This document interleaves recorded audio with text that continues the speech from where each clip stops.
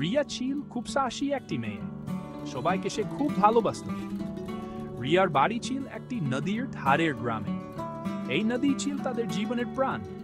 নদী তাদের পানি দিত, খাবার দিত। গ্রামের সবাই তাদের নদীকে খুব ভালোবাসত। রিয়াও নদীর ধারে খেলতে খুব ভালোবাসত।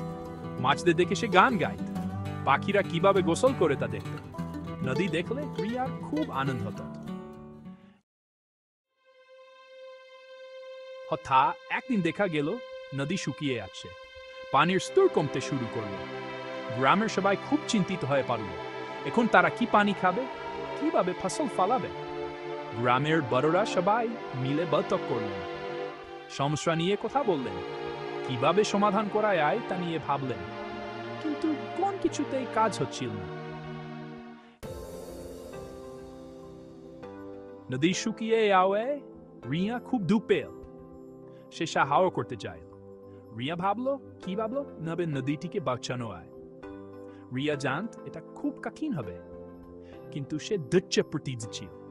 রিয়া ছোট একটি ব্যাগ গুছাল, কিছু খাবার আর পানি নিল। মা বাবাকে বিদায় জানিয়ে রিয়া রওনা হলো ঘন জঙ্গলের দিকে। রিয়া অনেক দিন ধরে হেঁটে চলল। সে একা ছিল, তার চারপাশে শুধু গাছপালা আর পাখির ডাক। সে পথ হারিয়ে ফেলেছিল, খুব ক্লান্ত হয়ে পড়েছিল। তার মনে হচ্ছিল আর হয়তো সে বাড়ি ফিরতে পারবে না। ওখন রিয়ার মনে হচ্ছিল এবার সব শেষ। ঠিক তখনই সে একটা কুডেঘর দেখতে পেল। কুডেঘরটি ছিল ছোট কিন্তু খুব সুন্দর। কুডেঘরে থাকতেন একজন লম্বা দাড়ি ছিল। তিনি ছিলেন খুব জ্ঞানী এবং দয়ালু। তার মুখে সবসময় একটি মৃদু হাসি থাকত। রিয়া বৌদ্ধকেন রক্ষা বলল। সে জানত না কেন দি শুকিয়ে আসছে। বৌদ্ধমন দি রিয়ার রক্ষা শুনলেন। তার চোখে ছিল গভীর মনোগ। নদী কেন শুকিয়ে আসছে তিনি জানতেন। তিনি অনেক কিছু জানতেন। তিনি রিয়াকে এক প্রাচীন ঝর্ণার কথা বললেন। ঝর্ণাটি ছিল অনেক দূরে, কিন্তু খুব গুরুত্বপূর্ণ।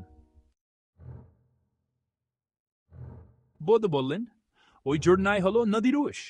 এই ঝর্ণা থেকে নদী তার যাত্রা শুরু করে। একটা বিশাল পাথর দিয়ে ঝর্ণাটা বন্ধ করে রাখা হয়েছে। এই পাথরটা না সরালে পানি বের হতে পারবে না। যদি পাথরটা সরানো যায় তাহলে ঝর্ণার পানি আবার বের হতে শুরু করবে। তখন নদী আবার পূর্ণ হবে। রিয়ার খুব ভয় করছিল, কিন্তু এখন তাকে সাহসী হতে হবে। সে জানত এই কাজটা সহজ হবে না। রিয়া বৌদ্ধকে ধন্যবাদ জানালো এবং তার দেখানো পথে রওনা হলো।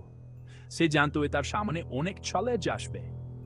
অনেক খোঁজাখুঁজির পর রিয়া ঝর্ণাটি খুঁজে পেল। সে বুঝতে পারলো এ বৌদ্ধ ঠিকই বলেছিলেন। ঠিক এমন বৌদ্ধ বলেছিলেন, একটা বিরাট পাথর দিয়ে ঝর্ণার মুখ বন্ধ। পাথরটা সরাতে হবে। রিয়া পাথরটা সরানোর চেষ্টা করল। সে তার সমস্ত শক্তি দিয়ে চেষ্টা করল, কিন্তু পাথরটা অনেক ভারী ছিল। তাকে সাহায্যের প্রয়োজন।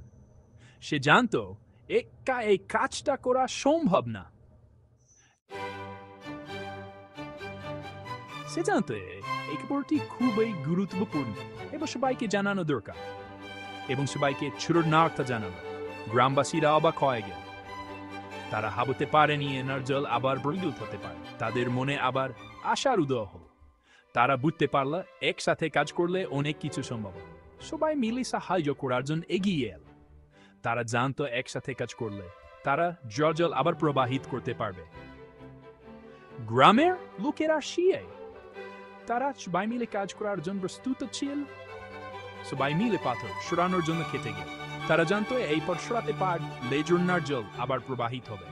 অবশেষে সবাই মিলে জোরে ঠেলা দিতেই পাথরটা সরে গেল। তাদের পরিশ্রম সফল হল। ঝর্ণার জল আবার প্রবাহিত হতে শুরু করল। সবাই আনন্দে চিৎকার করে উঠল। পাহাড়ের ঢাল বেয়ে জল ধেয়ে এল গ্রামের দিকে। গ্রামবাসীরা খুশিতে নাচতে শুরু করল। নদী আবার জীবন্ত হয়ে উঠল। গ্রামবাসীরা খুব খুশি হল। তারা জানত তাদের পরিশ্রম সফল হয়েছে। তারা রিয়াকে তার সাহসের জন্য ধন্যবাদ জানাল। রিয়া তাদের জন্য একজন নায়ক হয়ে উঠল। রিয়াই তাদের প্রিয় নদীকে রক্ষা করেছে। তার সাহস এবং উদ্যোগের জন্য সবাই তাকে প্রশংসা করল। সে সবাইকে একটা ও সাহসের পুরো বুঝিয়ে দিয়েছে। রিয়া তাদের শিখিয়েছে একসাথে কাজ করলে সবকিছু সম্ভব।